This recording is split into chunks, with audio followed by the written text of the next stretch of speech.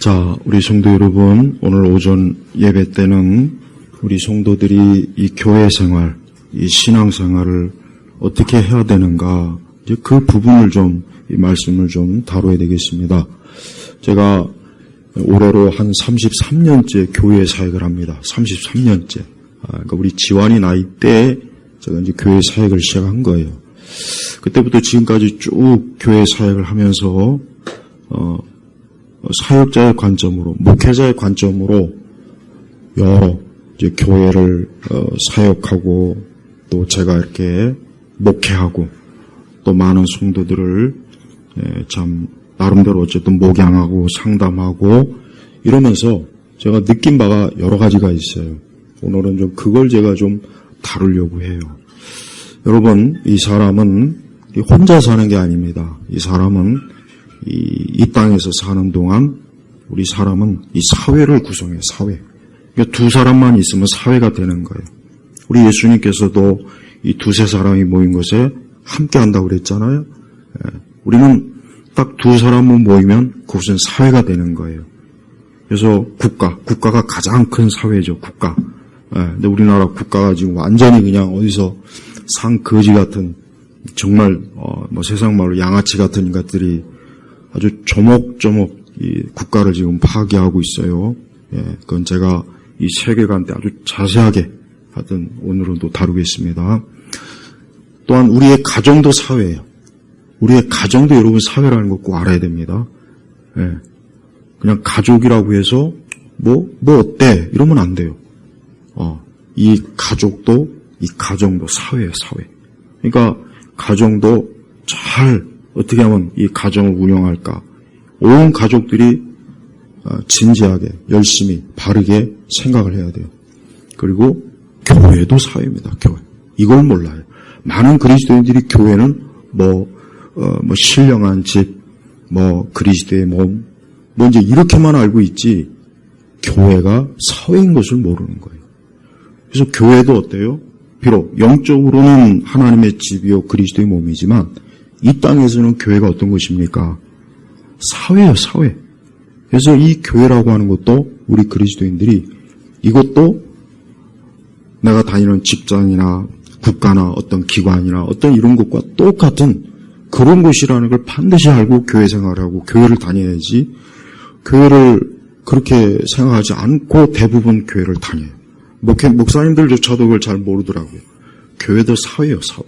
그래서 교회도 질서가 있고 규율이 있고 교회도 나름대로 그 교회가 정하는 방침이 있고 또 우리 각 성도들은 이 교회를 어떻게 하면 이 교회라고 하는 이 사회 이곳을 내가 잘 섬길까 또 내가 역할을 잘 할까 이런 생각을 하면서 교회를 다녀야 되는 거예요.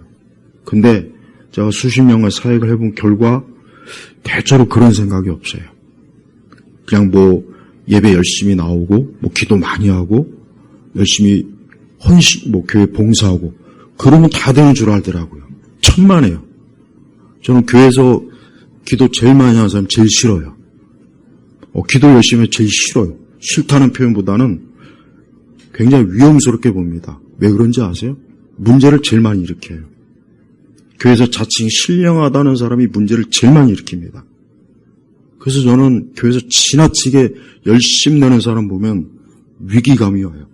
저 또 언제 사고 칠까? 저 또 언제 또 시험 들게 할까? 실제 그렇습니다. 안 그러고 갔습니까? 실제 그래요. 그러니까 우리는 신앙생활 할 때 단지 교회를 영적인 곳으로만 보면 안 돼요. 교회도 사람이 모인 것이에요. 우리가 성경 말씀대로 우리 다 각자 죄인입니다. 부패하고 죄성이 있어요. 그러니 그런 사람들이 모인 교회라고 해서 이곳이 천국 같겠습니까? 이곳이 문제가 없겠습니까? 이곳이 무슨 어려운 일이 없겠습니까? 다 있단 말이에요. 그러니까 우리 그리스도인들도 교회에서 어때요? 내 역할, 내가 교인으로서, 성도로서 어떻게 내가 이 교회를 잘 섬길까? 어떻게 하면 교회를 평안하게 할까? 어떻게 하면 교회를 참 은혜롭게 우리가 말씀대로 그런 생각을 가지고 있는 거예요. 그렇게 하면서 교회를 다녀야지 그냥 자기 열심만 가지고 뭐 그런다고 해서 교회가 잘 되는 건 아닙니다. 또한 교회는 진리의 터예요. 그래서 교회를 선택하는 가장 중요한 기준이 뭐냐? 교회를 선택하는 가장 중요한 기준이 뭐냐면 그 교회가 정말 하나님의 말씀, 복음을, 성경의 말씀을 제대로 가르치느냐, 교리를 가르치느냐, 이게 제일 중요합니다. 뭐 그 교회가 뭐 선교를 많이 한다, 뭐 이웃을 많이 돕는다, 동네 앞마당을 쓴다, 뭐 봉사를 많이 한다, 뭐 노숙자들한테 뭐 밥을 준다, 이거 다 필요 없는 거예요. 근데 우리나라 교회는 어느 순간부터 교회가 하나님의 말씀은 완전히 짓밟아 놓고 개판으로 그냥 갖다 버리고 뭐 그런 봉사, 뭐 세상에서 칭찬받는 거 그런 거 위주로 쇼를 그렇게 많이 해요. 그러니까 어떻게 하면 세상에 눈에 들까? 아주 그냥 엄청난 아부를 하는 교회가 돼버렸어요. 그러면서 하나님의 진리는 싹 다 걷어버렸어요. 그래서 진리의 기준이 없어요. 기준이. 그냥 사사시대처럼 각자 다 자기 옳은 대로 신앙을 가지고 있으니 교회가 어떻게 되겠습니까? 그래서 우리는 교회 선택의 기준은 하나님의 말씀, 이것이 제일 중요합니다. 그래서 우리 성도들이 항상 평생 신앙생활 할 때 언제나 하나님의 거룩한 신령한 말씀이 정확하게 제대로 잘 가르쳐지는가, 이거를 항상 주의해야 돼요. 그리고 또한 우리 성도들은 우리가 항상 교회 안에서, 우리 교회 안에서 우리 성도들이 서로 간에 어때요? 조심해야 돼요. 서로 간에 항상 조심스럽게 교인을 대해야 돼요. 목회자도 마찬가지. 근데 그렇지 않은 경우가 너무 많아요. 너무 많아. 자, 여러분, 저는 오늘 말씀 보십시오. 함부로 하는 말은 비수처럼 찌르나. 이 비수가 뭡니까? 옛날에는 사람을 몰래 죽일 때, 지금은 뭐 총을 쓰고 뭐 그렇지만, 옛날에는 칼, 단도, 조그만 손에 쥐는 칼, 이걸로 사람을 몰래 뒤에 가서 찔러 죽이고 암살했어요. 그걸 얘기하는 거예요. 그런데 하나님께서는 함부로 하는 말은 비수처럼 찌르나. 근데 함부로 한다는 건 아무 생각 없이 지 멋대로, 자기 마음대로, 지 기분에, 지 감정대로 어때요? 그런 말은 그거는 남을 죽이는 칼과 같다는 거예요. 조심해야 돼, 조심해야 돼. 그래서 우리 성도들은 항상 교회에서도 성도들 간에 항상 조심스럽게 말해야 돼. 그래서 상대방이 기분 나빠할 말, 상대방이 불쾌할 만한 말, 또 다른 사람들을 함부로 판단하면 안 돼요. 그거 진짜 조심해야 돼요. 함부로 판단하는 게 너무 심해. 사람이 어떻게 그 사람을, 나는 내 가족도 다 모르겠던데, 나는 내 자식도 내 아내도 모르겠던데, 지금도 모르는 국이 많아요. 아니, 하물며 가족도 모르는 부분이 많은데 어떻게 남을 판단합니까? 남 판단하면 안 돼요. 근데 습관적으로 그런 사람들이 있어요. 뭐 저 사람은 왜 저래? 왜 저 사람은 저렇게 기도를 안 해? 왜 저 사람은 저렇게 예배에 저래? 그런 말 하면 안 돼요. 절대 그런 말을 하면 안 돼요. 나도 교인들한테 그런 말 한 적이 없어요. 나도 안 해요. 나는 오직 강단에서 필요한 말씀만 전할 뿐이지 개인적으로 성도들 만날 때 나 일체 그런 얘기 안 합니다. 왜 그렇습니까? 나도 판단하면 안 되는 거예요. 우리 성도들 다 각자 자기 입장이 있고 자기 상황이 있고 다 그러니까 조심스러워야 돼요. 조심스러워. 함부로 판단하면 안 돼요. 그래서 우리 성도들은 항상 말을 할 때 조심스럽게. 그게 사실은 이제 물론 우리 가족이나 이웃이든 남거든 직장이든 항상 함부로 말을 하지 않는 게 이게 하나님께서 우리에게 주시는 지혜예요. 지혜. 네. 자칫 함부로 말했다가 그게 그 사람을 죽이는 거예요. 여기서 비수처럼 찌르나 그 사람 칼로 사람을 찌르는 것만 찌르는 게 아니에요. 말로. 여기서 말은 또 글도 돼요. 글. 네? 함부로 카톡질하고 함부로 저기 메신저. 이것도 조심해야 돼. 이것도 똑같은 거예요. 그게 그 사람한테 비수가 된다는 거 왜 생각 못하고 함부로 말하고 메신저 보내고 그리스도인은 그러면 안 돼요. 오히려 뭐라 했습니까? 지혜로운 자의 혀는 상한 마음을 고쳐준다. 그래요? 자, 우리 잠언 12장 25절 말씀 하나 볼까요? 잠언 12장 25절 말씀 같이 보겠습니다. 사람의 마음에 근심이 있으면 의식소침해야 되나 선한 말 한마디는 그를 기쁘게 한다. 자, 보십시오. 어떤 사람이 마음에 근심이 있고 염려가 있고 그냥 걱정 근심이 많아요. 생각이 많아요. 그럼 그 사람한테 격려해주고 위로해주고 소망을 주고 그 사람과 함께 그 어려움을 좀 나누고 이런 마음이 있어야 돼요. 근데 그런 마음이 없고 거기다가 소금을 뿌려요. 소금. 거기다가 자기 딴에는 뭐 좋은 말 해준다. 뭐 이런저런 훈계 쪽. 그게 지금 그거예요. 그게 선한 말을 해줘야지. 왜 비수 같은 말을 왜 합니까? 아예 하지 마요. 그러면. 그래서 우리 그리스도인들은 교회에서 항상 어때요? 우리 교회에서도 다른 성도들에게 그의 괜히 이런저런 단점 얘기하지 마요. 그 얘기하면 안 돼요. 그냥 기도해 주는 게 중요한 거지. 왜 당신은 왜 이래? 왜 이래? 그런 식으로 얘기한다고 해서 그게 고쳐집니까? 안 고쳐집니다. 괜히 시험 들어서 나가버려요, 교회. 우리는 항상 우리의 말이 어때요? 언제나 그리스도처럼 우리는 다른 사람에게 위로, 소망. 우리가 상대방에 대해서 항상 어때요? 그 사람을 온전히 세워주고 그가 더 참 용기와 믿음을 갖고 또 어려울 때는 위로해주고 함께해주고 이런 말을 해줘야 되는 거예요. 그게 하나님 보실 때 어때요? 지혜로운 자의 혀에 지혜로운 자. 그게 선한 말. 그래서 지혜로운 자의 혀는 상한 마음을 고쳐준다. 상한 마음. 마음의 상처도 이게 얼마나 힘듭니까?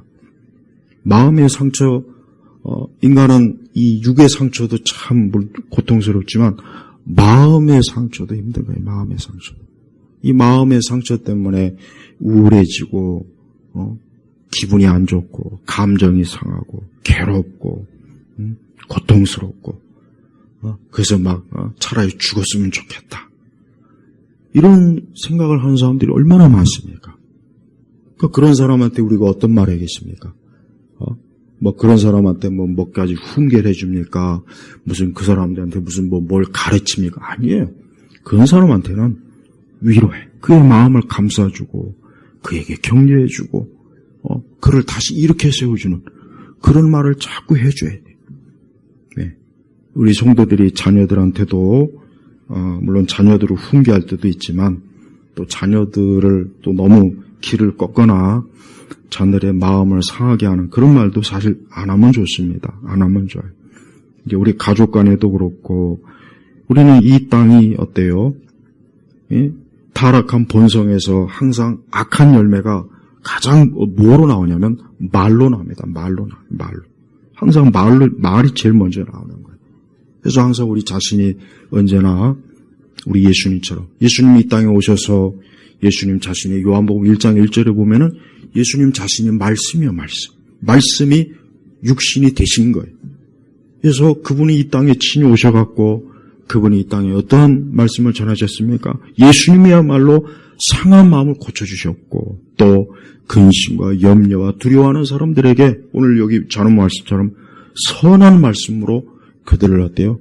기쁘게 하고 즐겁게 하고 가난한 자에게 또 약한 자에게 이 땅에만 소망 두지 말고 하늘의 소망을 떠라. 하늘에는 놀라운 하나님 아버지의 축복과 은혜가 넘친다. 이런 말씀으로 얼마나 많은 영혼들을 기쁘게 했단 말이에요. 그래서 우리 성도들은 항상 신앙생활 할 때 제일 조심해야 될 게 뭐냐. 언제나 교회 안에서 서로 간에 어때요? 선한 말을 해주고 격려해주고 위로해주고 그런 말로 어때요? 그를 그리스도의 사랑으로 품어주는 게 이게 지혜로운 거예요. 그리고 쓸데없는 거 갖고 논쟁하면 안 돼요. 내가 제일 개인적으로 안 좋게 보는 게 뭐냐. 하나도 중요하지도 않은 것 가지고 괜히 물고 늘어지고 시비 걸고 싸움 거는 거. 아주 그 못된 마음이에요. 못된 마음. 아주 내가 그런 거 내가 종종 봐요. 내가 목회하면서. 하나도 중요하지도 않은 거. 뭐 죽고 사는 문제도 아니고 심지어 진리도 아니에요. 또 하나님의 뭐 어떤 그런 거일지라도 뭐 이렇게 크게 뭐 이런 관점을 가지고 저런 관점을 가질 수도 있는 문제도 마찬가지. 그런 것 가지고 뭐 논쟁을 하고 시비를 걸고 싸움을 걸고 물고 늘어지고 아주 그 못된 마음이에요. 못된 마음. 그런 거 하지 마요. 근데 그런 걸 하는 사람이 있어. 보면. 꼭 있어, 보면. 안 좋은 거예요. 그런 거 버려요. 나에게도 만약에 그런 게 있어. 그거 버려. 하나도 중요하지도 않은 것 가지고 왜 그 쓸데없이 논쟁하고 왜 그 시비 걸고 왜 그럽니까? 그러면 안 돼요. 그건 지혜가 없는 거예요, 지혜가. 중요한 문제 가지고 얘기하고 중요한 문제를 가지고 논쟁을 해야지. 별 쓸모도 불필요하고 하나만 하고 별것도 아닌 것 같고 시비 걸고 논쟁하자. 그거는 그 자체가 인격이 잘못된 인격. 그 다음에 우리 자신이 스스로 똑똑한 체 하면 안 돼요. 스스로 지혜로운 척, 똑똑한 척. 그것도 아주 안 좋은 거예요. 은연 중에 다른 사람을 깔보는 거. 그 태도. 아주 안 좋은 태도. 그런 태도가 얼마나 그리스도인답지 못한기를 우리 스스로가 잘 알아야 돼. 절대 우리가 교회 안에서 다른 성도들, 남을 나보다 낮게 여기라 그랬죠, 성경에? 남을 나보다 낮게 여기라 했지, 남을 나보다 못하게 여기면 안 되는 거예요. 그래서 우리는 우월의식을 가지면 안 돼. 근데 태생적으로 우월의식을 가진 사람도 있어요, 보면. 딱 있어요. 우리 교회에서도 있었어요. 지금은 없어요. 태생적으로 좀 우월감. 근데 제가 볼 때는, 저 같은 사람이 볼 때는 웃기는 거예요. 어디서 뭘 안다고 저 앞에서 나불나불 됩니까? 한번 따지고 싶어요. 네가 나보다 얼마나 뭘 많이 알고 책을 많이 읽어서 그렇게 내 앞에서 나는 그게 속으로 정말 가소라. 솔직히 그래. 난 우리 성도들한테 절대 적어도 내가 이제까지 우리 성도들한테 뭐 잘난 척하거나 뭐 성도들을 무시하고 난 한 번도 난 그런 적이 없어요. 내 기억은 정말 없어요. 난 언제나 항상 성도들을 늘 존중하고 성도들이 하는 일에 내가 아는 척 한 적도 없어요. 또 내가 어떻게 그거 합니까? 나는 교회나 이게 전문이지. 근데 어떤 사람은 지가 다 만물박사야. 그냥 다 알아. 심지어 목회자한테까지도 뭐 목회가 어쩌니 신학이 어쩌니 아주 그냥 아주 그냥 속으로 아주 그냥 그건 건방진 거예요. 건방진 거. 그것도 사람을 봐가면서 해야지. 제 나름대로 얼마나 많이 공부하고 교회를 섬기려고 얼마나 많은 것들을 나름대로 가르치고 우리 교회 몇 년 있으면 다른 교회에서 몇십 년 있는 것보다 더 많은 거 배웁니다. 그걸 알면 겸손해야 돼요. 겸손해야지. 어느 순간부터는 이제 뭐 좀 안다. 내가 그걸 여러 번 봤어요. 여러 번. 그래서 이거 많이 가르치면 안 되겠구나 이거. 그 생각도 들어요. 진짜 든다니까. 교만한 거예요. 교만. 하나님은 교만한 걸 싫어해요. 내가 기도 많이 한다. 그것도 교만이에요. 난 그런 사람 기도 안 했으면 좋겠어요. 우리는 우리의 신앙적인 것 가지고도 조금이라도 우월감을 가지면 안 돼요. 그건 절대 하나님 앞에서 합당하지 못해요. 모든 게 다 누가 주셨습니까? 하나님이 주신 거예요. 그럼 우리는 그 하나님 앞에 감사하고 겸손해야 돼요. 우리는 사람들 앞에도 겸손해야 돼요. 사람들 앞에 겸손하지 못하는데 어떻게 그가 하나님 앞에서 하나님을 경외한다고 할 수가 있겠습니까? 우리는 매사에 항상 어때요? 이 땅 지금 이 세상을 보십시오. 우리가 살고 있는 이 사회를 보면은 언젠가부터 굉장히 참 아까 했지만 말을 함부로 하는 비수처럼 하는 그게 지금 유행이에요. 그게 영화나 드라마에서 특히 그러다 보니까 영향을 많이 받아요. 청소년도 그렇고 장년도 그렇고. 그러다 보니까 이 말이 어때요? 남을 기쁘게 하고 힘을 주고 격려하고 이런 것보다는 어떻게 하면 그냥 막 끌어내리려고 죽이려고. 나는 그게 근데 어디서 왔냐 그 영향이. 이 좌파들 때문에 그래요. 좌파. 이 좌파들이 그렇거든요. 이 좌파들이 보면 가만히 보면 그들이 쓰는 용어나 이런 걸 보면은 이 사람을 죽이는 용어를 많이 써요. 그들의 책이나 이런 것들을 보면. 그래서 그 영향이 그대로 우리 사회에 그냥 곳곳에 다 스며들었어요. 그래서 청소년도 어린아이도 청년도 장년도 이게 이 사람들을 죽이는 비수 같은 말만은 그냥 자꾸 하는 그게 그냥 습관화돼 버렸단 말이에요. 근데 그게 교회에도 많이 들어와 있어요. 교회에도 많이 들어왔습니다. 그래서 우리 예일교회 성도들은 오늘 말씀을 마음에 꼭 새겨요. 내 말과 내 이 모든 것들이 상한 마음을 고쳐주고 마음에 상심한 사람을 기쁘게 하는 말인지 아니면 그의 자존심을 긁고 신경을 긁고 성질을 돋구고 기분을 상하게 하고 내가 어떤 말을 하고서 하는지를 한번 본인이 잘 알아야 돼요. 그래서 절대 내 말로 인해서 상대방이 기분이 나쁘고 상처를 받고 불쾌감을 갖고 자존심이 상하고 이렇게 하면 안 되는 거예요. 그거는 무조건 잘못한 거예요. 그건 잘못한 거예요. 그러면 안 된다고. 우리 예수님께서는 이 땅에 계셨을 때 많은 사람들을 살려주는 말씀하셨어요. 예수님은 많은 사람들을 죽이는 말, 바리새인들과 사두개인들은 죽이는 말을 많이 했고 예수님은 살리는 말을 많이 했어요. 기독교가 어떤 종교입니까? 말씀의 종교잖아요. 봐요. 말씀, 생명의 말씀. 우리 기독교인들은 사람을 살리는 말을 잘해야지 죽이는 말을 하면 안 돼요. 사람을 죽이는 말을 하는 건 그거는 이 악한 타락, 본성에서 나. 그래서 야고보서에 뭐라고 했습니까? 오죽하면 혀 길들이는 게 제일 힘들다 그랬어요. 짐승이나 이런 건 다 길들이는데 혀 길들이는 건 이거는 보통 이게. 그래서 우리 성도들은 항상 말을 우리가 보통 아이들한테 그러죠. 말을 좀 예쁘게 해라. 예쁘게. 말 좀 예쁘게 해라. 맞아요.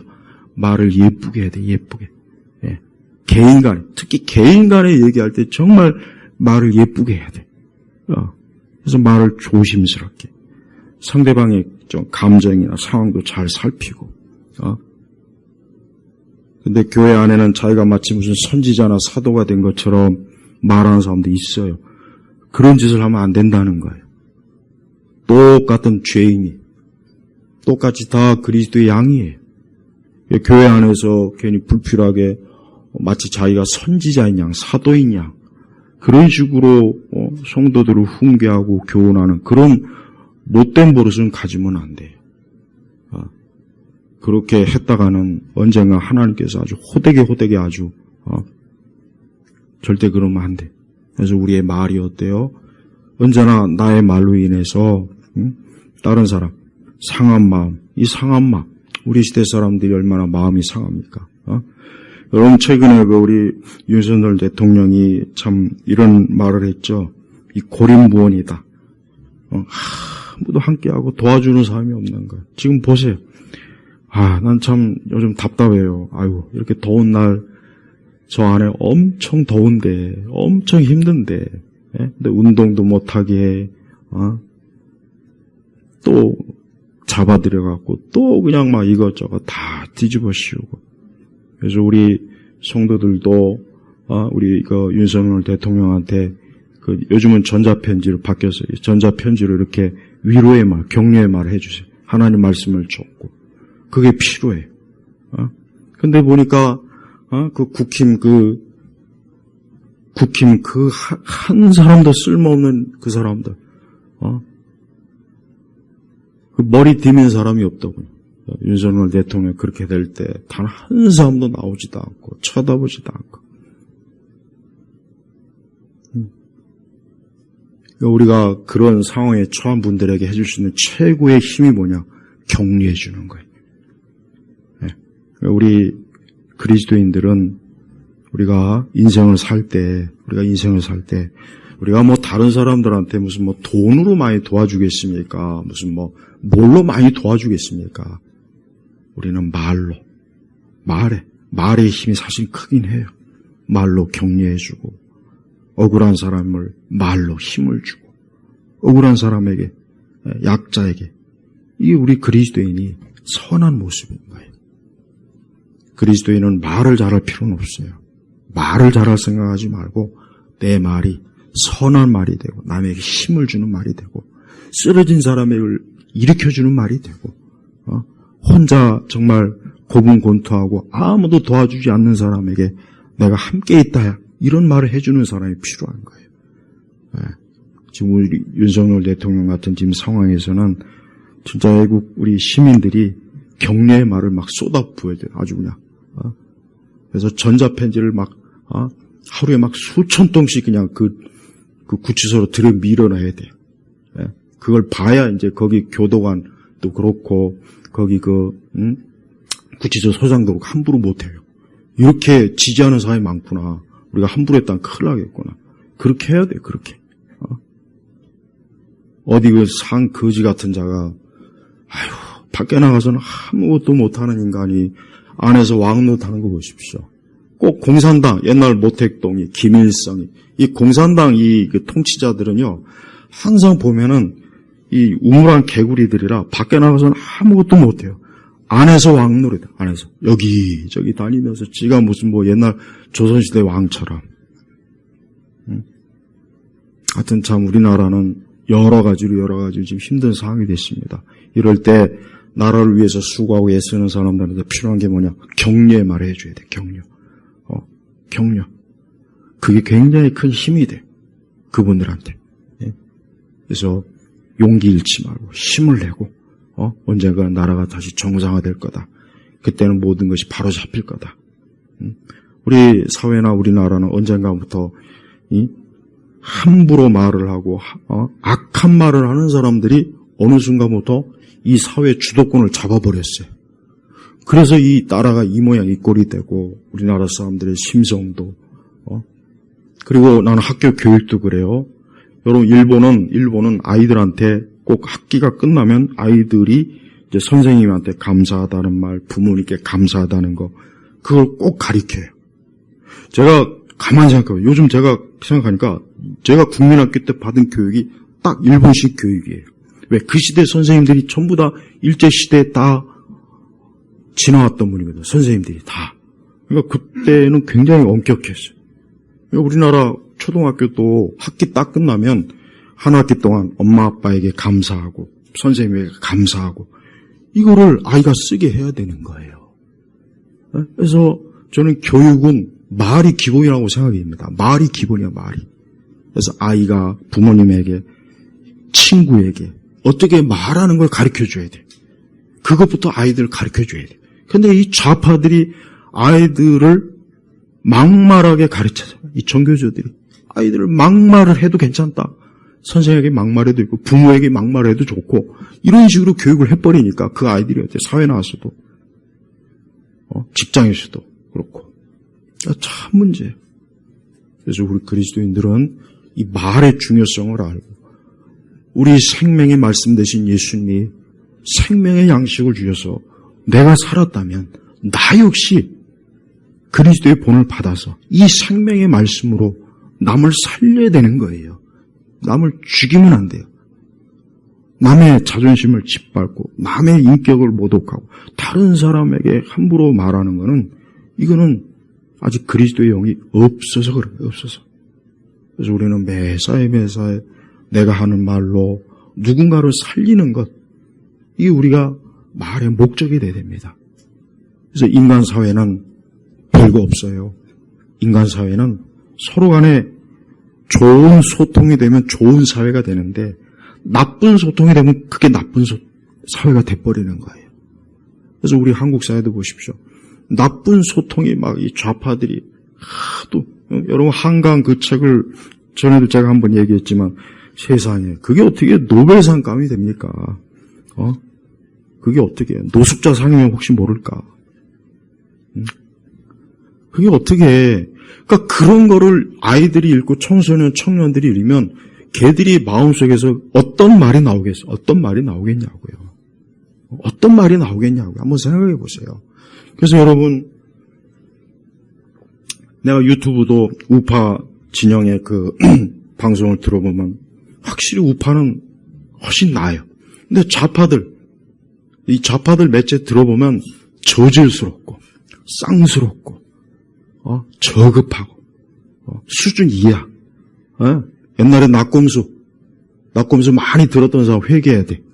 그때도 나는 왜 저런 방송 듣고 시시덕거리고 저것들 나이 처먹고 저것들 수많은 청년들 정신을 완전히 다 그때 얼마나 많이 황폐화됐습니까? 젊은 애들. 걔들이 지금 40대 50대가 된 거예요. 지금 걔들이. 그 저질스러운 잡담. 지금도 인터넷 매체 보면은 이 털보고 하는 거 있잖아요. 그것뿐이 아니라 또 그 몇몇 그 있어요. 자칭 그 좌파 보면은 말도 안 되는 난 그것도 젊은 애들이 얘기했는데 이건 나이가 50, 60 된 사람들도 나와가지고 그 저질스럽게 시시덕거리고 대통령에 대해 영부인에 대해서 그냥 막 조롱하고 저질스러운 얘기하고 음탕한 얘기하고 그러면서 이번에 올라간 그 이상한 인간들에 대해서는 그냥 무슨 옛날 무슨 조선시대 왕이나 왕비처럼 또 이러고 있더만요. 카메라 기자가 잘못 실수한 거 가지고 그거 가지고도. 그러니까 좌파들의 영향을 받으면 그 국민이나 그 시민이 저급해져요. 저급해진다고. 역사가 그렇게 가르쳐져. 근데 우파 성향, 우파가 이게 주도가 되면 사람들이 어때요? 훨씬 더 모든 면에서 수준이 높아진단 말이에요. 왜? 그럴 수밖에 없어요. 우파는 훨씬 더 인간의 본성과 인간의 어떤 인문 이런 것들을 훨씬 더 잘 알고 그러나 좌파는 그런 게 없습니다.